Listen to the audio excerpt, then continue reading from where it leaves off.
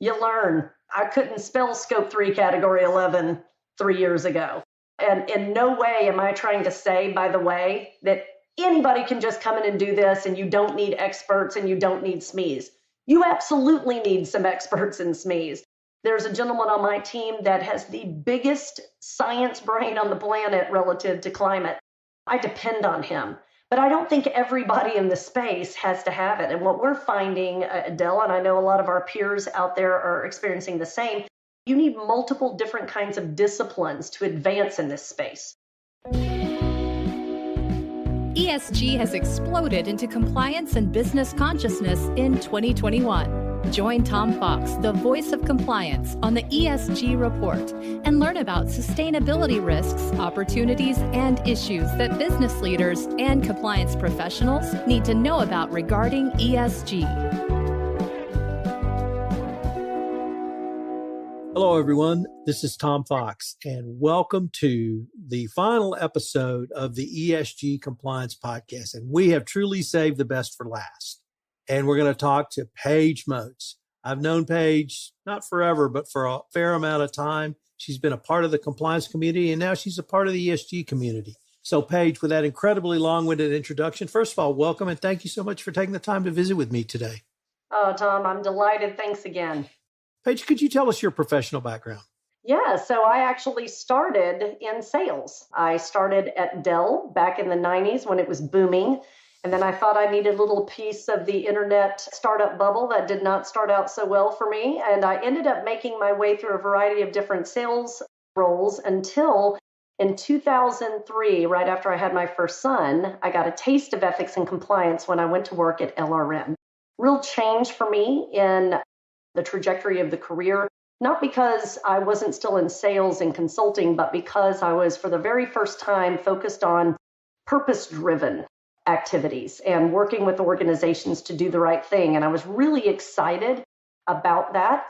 It energized me. And after a number of years in that role, I actually was asked by a former LRN customer, hey, you think it's so easy, come try to do it at Dell.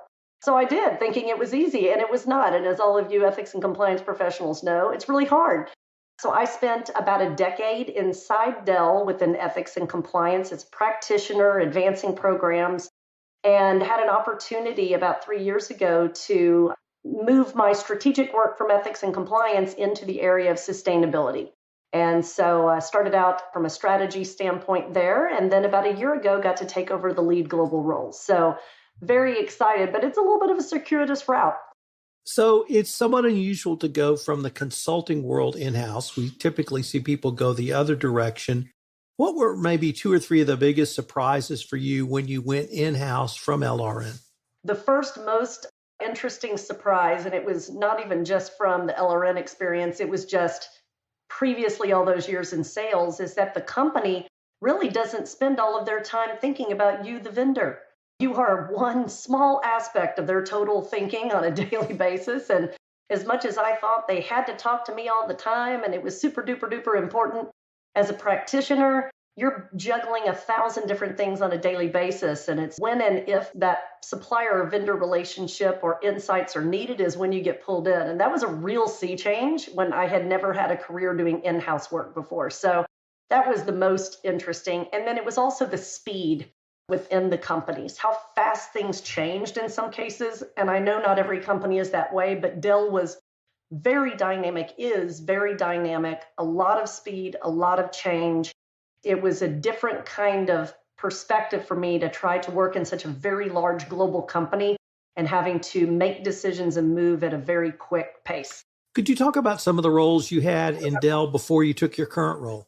Yeah, so before I came into the sustainability organization, I spent, like I said, a decade from 2009 to 2019 in ethics and compliance. That's in the legal department at Dell. And I held a lot of different, I would say, scopes within that ethics and compliance space. Started out really helping them revamp their education program, their compliance training and ethics training. Then migrated to expanding scope over purview of the code of conduct and developing the next levels of the code. Expanded into management of the ethics hotline and all of the inquiries and allegations that come through.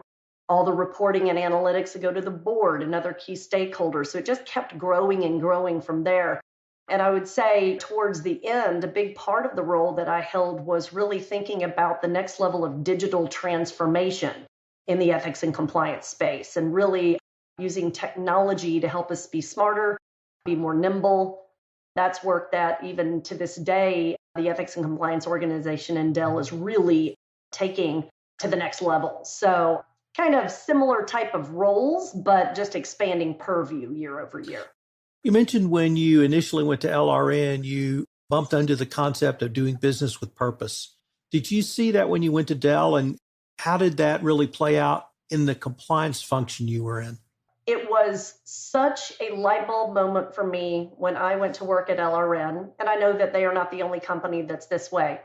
But for me to be able to use my skills and talents to help advance goodness in the world, whatever that version of goodness is, was incredibly important to me, especially at the time frame I went to go work there, where there were a variety of very large corporate entities in America and beyond that were not doing the right thing and were crashing and burning left and right. I made a decision right then and there that I would never again hold a job that was not directly connected, and not just, in an aspirational way, like an actual job that was directly connected to, in some form or fashion, doing good in the world. It had to have a social impact-oriented feel to it, and an actual job that advanced and progressed in that area. I didn't call it social impact at the time, but certainly that's what I realized, is that purpose and that connection to how business can work with purpose, with ethics, with integrity, with helping your community, helping your neighbor, all of those feelings. I decided I would never again hold a job that wasn't in that realm, and I haven't so far. So I've been happy to say I've continued in that journey. Dell has had several different types of owner structures while you've been there. Has it been able to maintain that culture of purpose throughout those different ownership structures? It has. And in fact, it was one of the things that impressed me so much. When I first started at Dell, we were a publicly traded company. And then not all that long after the fact, we went private, and then again went public a number of years later. Not a single, and I really mean this, we didn't get any pushback in ethics and compliance to dial back our programs when we went private. In fact, I was fully expecting I would need to bring a business case to bear why we shouldn't, because eventually we'd go public again and we can't recreate all of that structure. That wasn't even a question that came up. And I was incredibly proud that that wasn't even a factor. In fact, we even kind of continued to do some even more innovative work during that time. I don't know if it's all attributed to this, but I would dare say that one of the things that helps definitely at Dell is when you have a founder CEO with his name on every door, every building, every package, every contract, everything you have. This is about his legacy too. He cares deeply about doing things the right way. And that helps. There are most companies out there that don't have the name of the CEO with the name on the door, have exactly the same approach. But it definitely is helpful to be able to lean in and know that Michael Dell himself really cares, because that's his name. He founded this company and is really deeply entrenched in this purpose-oriented work. I've heard colleagues who worked for you tell me that, yeah, Michael called me or something like that. Did he really take that level of involvement where he would call someone on the compliance team with an appropriate or relevant question? 100%. Michael has been known for years. I'm not trying to speak out of school about him, but I will brag a little bit. He has always been very hands-on and taking interest in team members, taking interest in issues and conversations, and likes to, sometimes just show up and be a part of it. You'd see him walking down the hall when I was in sales in the 1990s with a headphone plug-in, and he would just come and sit next to a salesperson and plug in and say, hey, can I help with the sale? Like, he really gets involved. I know that Michael was very connected whenever I was in ethics and compliance. But yeah, he definitely will often make a personal appearance or reach out personally. And I love that about him. I'd like to turn now to your move to the head of global sustainability. What led to that move? And then we can maybe take a little bit deeper dive into what that role entails so far. Yeah, I think I had been with the Ethics and Compliance Office for a decade. I am not an attorney by training. And so, when you work in the legal department, there's some limits on what you can do in the legal department if you're not an attorney. So I started to contemplate, where could I spread my wings? Where could I use my transferable skills, but also be challenged and stay within that purpose space? And so sustainability was a place I already was doing a lot of partnering work.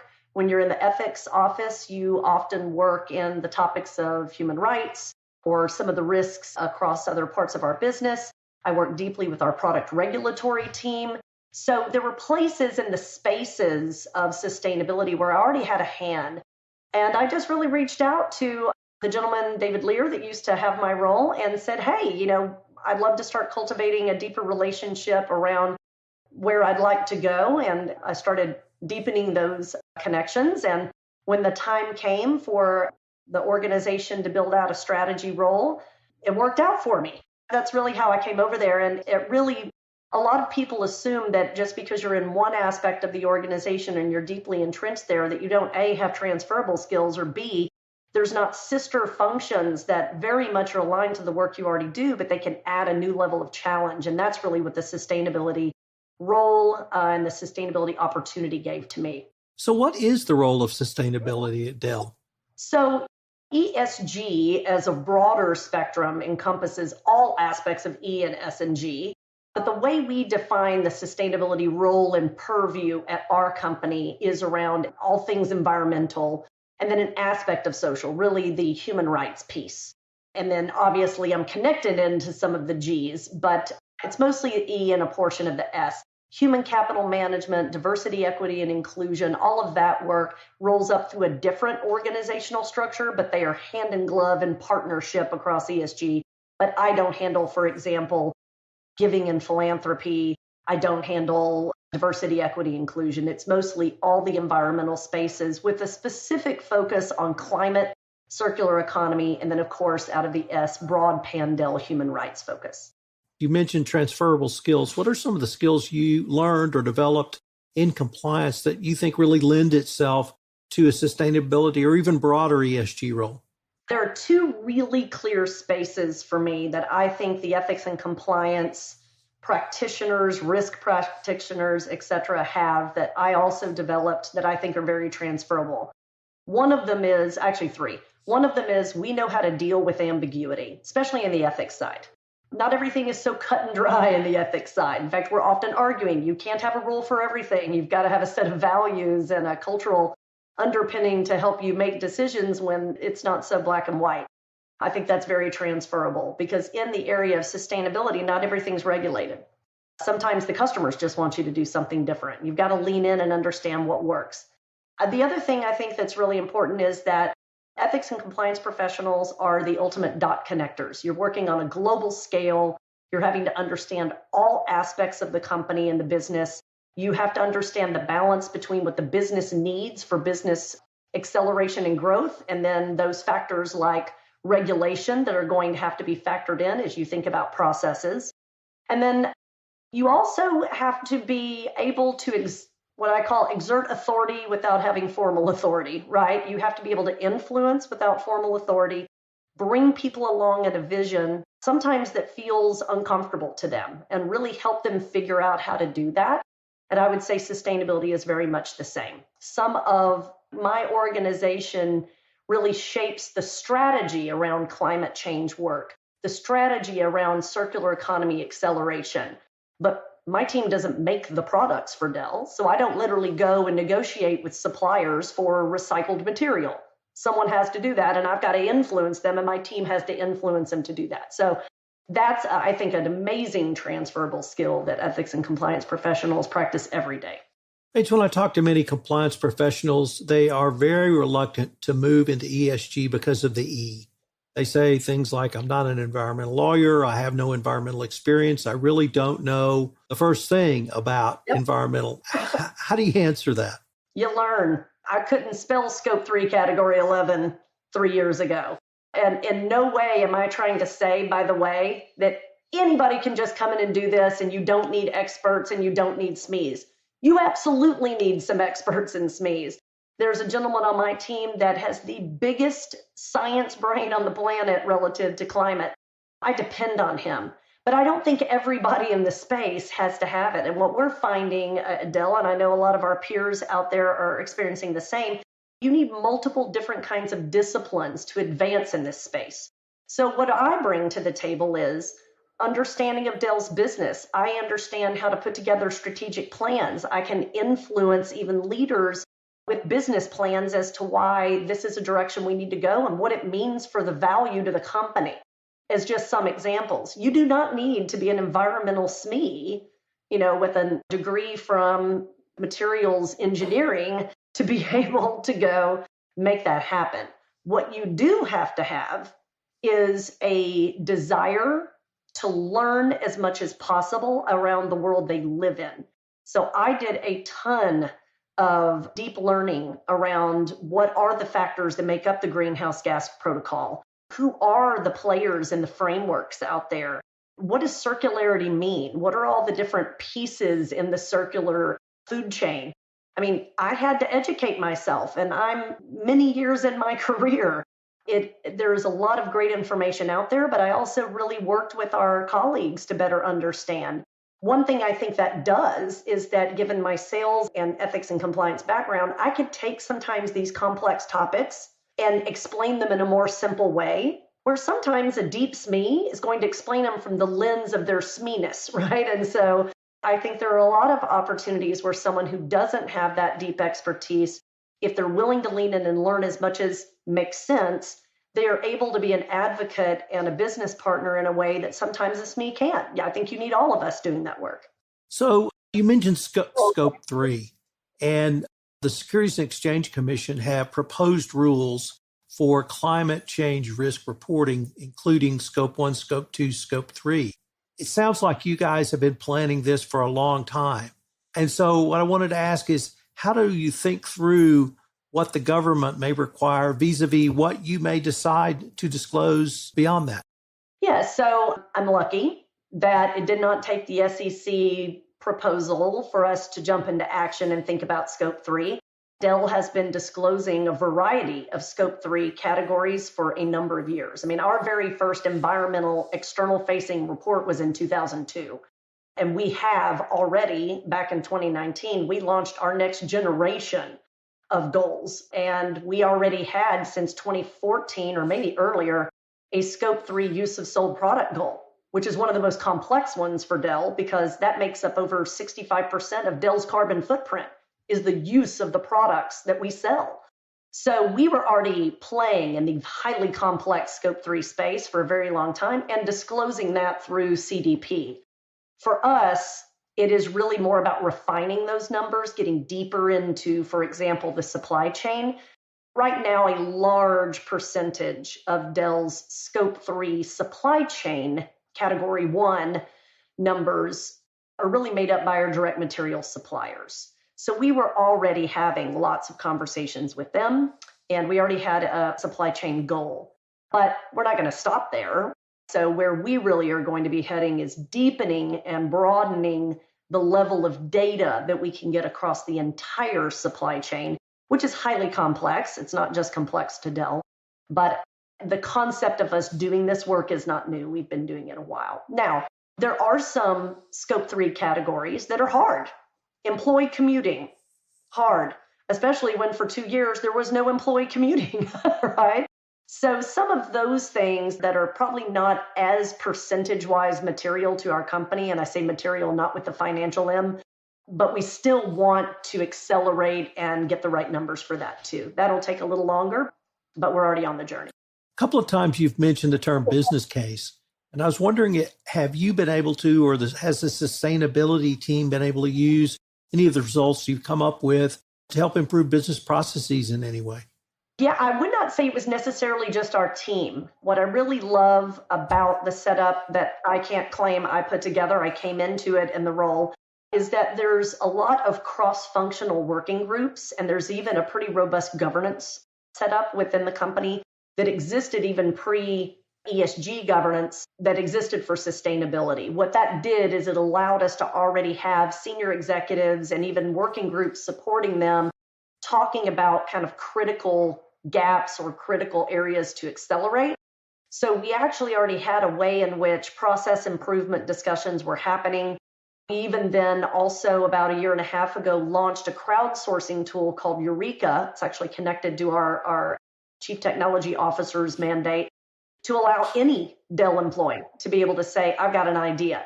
And we have a cross-functional team and even some budget money to actually kickstart their ideas. So I would not say we have any problem at all in uncovering gaps and deciding where we're going to make acceleration. Just trying to think of a one that I could give it as an example on the spot. But I definitely can tell you that that is happening in a pretty robust way. I would say there's so many ideas. Sometimes we have to really table which ideas are coming through because we have such an activated global and all in on this topic employee base. But yeah, that is definitely an important part of this. Let me pick up on something you said and see if I can draw a line from a regulatory requirement to compliance to sustainability and ESG. And that is the Eureka tool that you mentioned. And you used the word speak up. So I'm going to say speak up culture. So it started out as the DOJ telling us we had to have a hotline. Actually, Sarbanes-Oxley told us we had to have a hotline.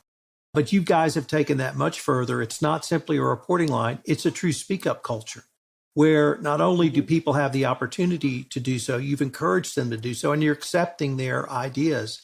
So I wondered if you see that as a part of sustainability, because I certainly do, in the S part, and things that we have done, hopefully for 20 years now because of Sarbanes-Oxley, are really part of an ongoing dialogue around ESG. You totally hit the nail on the head. I think sometimes when I talk to former peers or folks within the ethics and compliance space and they feel like they have a hard time connecting to what they say this new area of ESG, you've been doing it for years. It's just called something different, right? It's not new. And in all honesty, look at the work that you do each and every day. That helpline is a great example. That's been in place forever in many companies.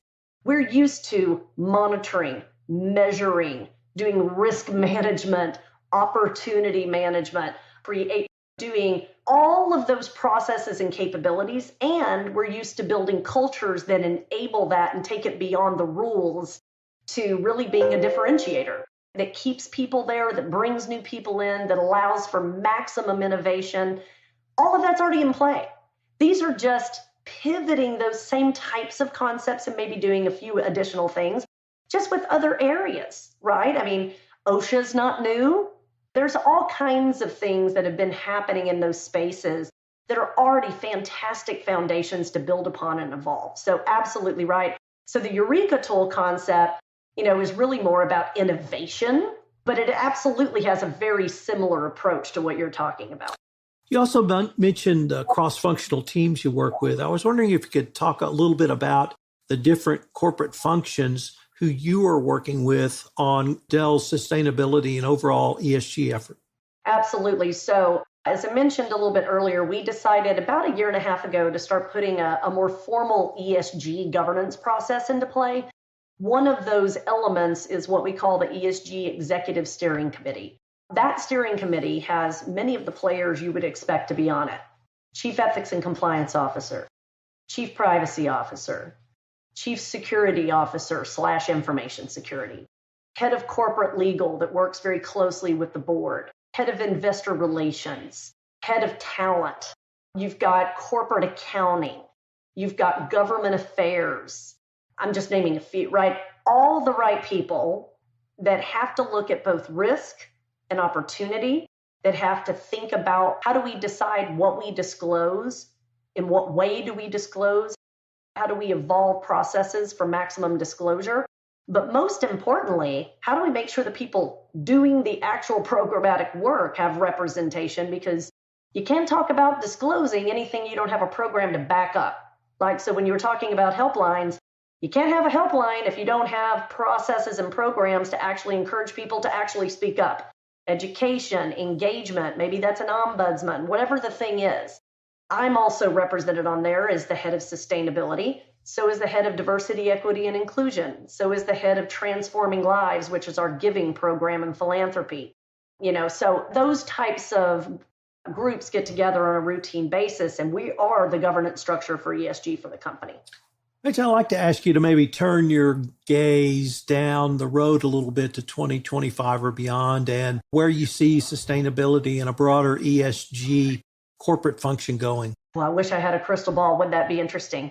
I think speaking from just sustainability, where I see companies going to, and I know that it's where I want to see Dell go and we're already starting, is it's not just about your company, right? I mean, the concept of ESG is this kind of broader ecosystem engagement. And one of the things that we're toying with at Dell, and I know other companies are as well, is how can you think about the work you do or the solutions you offer in engaging with your customer base, or if you have a channel, your channel base, and saying, how can we help you achieve your goals? Not just them saying, hey, Dell, what are you doing? We could say, we'll tell you everything we're doing, but we want to tell you what we're doing to help you also. So how can technology be used to create systems level change? How can we decarbonize our technology so when you buy it, it's actually lowering your carbon footprint too? So I do see that right now, a lot of the ESG and sustainability work is around structures and programs to meet regulatory or requests for those organizations to get things right. But I think the next big wave is how we're going to collaborate together to innovate, to help each other accelerate. It'll be, I don't think the disclosure piece is going to go away, but it'll be more around, I hope, disclosure and engagement to identify opportunities to accelerate, not just whether or not you're going to invest or not invest in that organization. So that's my hope and prayer. But I do see that as kind of a trend that we're starting to see right now. Paige, unfortunately, we're near the end of our time for this episode, but I was wondering if our listeners wanted any more information on any of the topics we've touched on, or perhaps the information publicly available from Dell. What would be the best place for them to go? Absolutely. So on the Dell side, we actually have a kind of external facing website that is kind of all things ESG. Probably the easiest thing to do is just go on to the internet and type in Dell Technologies ESG or Dell Technologies Social Impact. And we have all kinds of plans and our public facing reports and highlights. As far as questions about the work that I do, my team does, or kind of this nexus between ethics and compliance and sustainability, feel free to reach out to me on LinkedIn. I'd love to connect with you and talk about it more. Well, Paige, I cannot think of a better way to have ended this podcast series with this episode. So I wanted to thank you again for taking the time to visit with me today. Tom, thank you. I mean, you are right at the forefront of all of this great work. You've been doing it a long time, and I'm so delighted to be a part of it and honored. So thank you again for inviting me.